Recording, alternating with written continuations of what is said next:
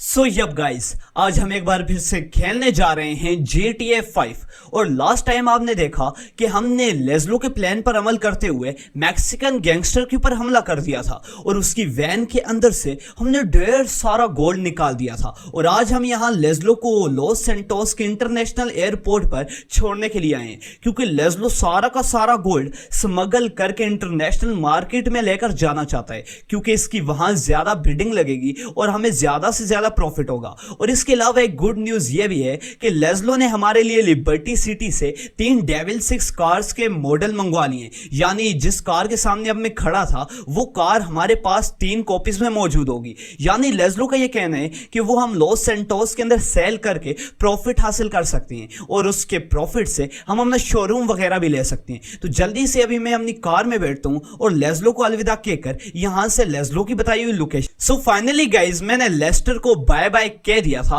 और इसके अलावा भी अपनी कार को भगाते हुए मैं बिल्कुल रोड पर आ चुका हूं और लेज़लो ने मुझे एक पोर्ट की लोकेशन सेंड की है। और इसके अलावा गाइज एक शॉकिंग न्यूज ये भी है कि मुझे लेस्टर की कोई खबर ही नहीं है, यानी 3 दिनों से मेरा लेस्टर के साथ राब्ता ही नहीं हुआ। मैं इंतहाई ज्यादा परेशान हूं और होपफुली उसके साथ कुछ भी बुरा नहीं होगा, मगर लेस्टर को अगर मैक्सिकन गैंगस्टर वाले। फाइनली गाइज, मैं लेज़लो की बताई हुई लोकेशन के आसपास ही पहुंच गया हूं और मुझे तो यहाँ कोई भी डीलर वगैरह नजर नहीं आ रहा। लेज़लो ने कहा है कि यहाँ एक डीलर होगा जिससे तुम जाओगे, अपना पता वगैरह दोगे और वो तुम्हें सारी की सारी कार्स हैंग आउट कर लेगा, मतलब लोड वगैरह भी करके दे देगा। तो जल्दी से हम अपनी कार को पार्क किधर करें भाई साहब?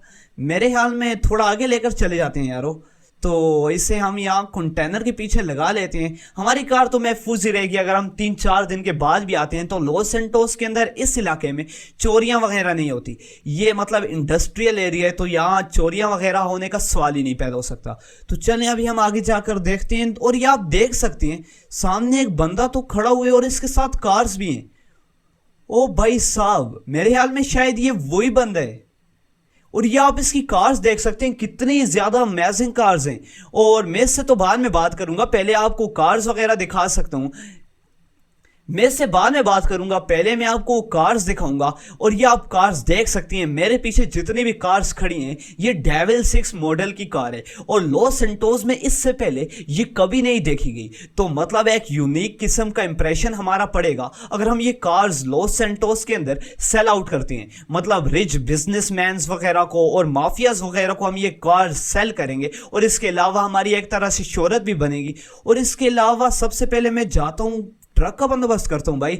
या मतलब अगर एक एक को मैं लेकर जाऊं तो ये काफी ज्यादा मुश्किल हो जाएगा। तो मैंने डीलर से भी बात कर ली है और उसने मुझे बोले कि मुझे तो ट्रक वगैरह का आइडिया नहीं है, यानी अगर मुझे एक कैरियर मिल जाए जिसके अंदर मैं ये सारी की सारी कार्स को लोड करके चला जाऊं तो ये बहुत ही ज्यादा बढ़िया हो जाएगा। फाइनली गाइस, मेरी डीलर से भी बात हो चुकी है और डीलर से मैंने कैरियर का पूछा, यानी किसी कार्गो ट्रक का। तो डीलर कह रहे इस स्केल में तो कोई भी बात नहीं है। वो फिलहाल अभी उसने मुझे सामने के 3 लोगों से बात करने के लिए भेज दिया है और ये 3 लोग काफी ज्यादा गुस्से में लड़ाई करते हुए नजर आ रहे थे। तो चलिए मैं जाकर इनसे बात करता हूं। सो फाइनली गाइस, मेरी इनसे बात हो चुकी है और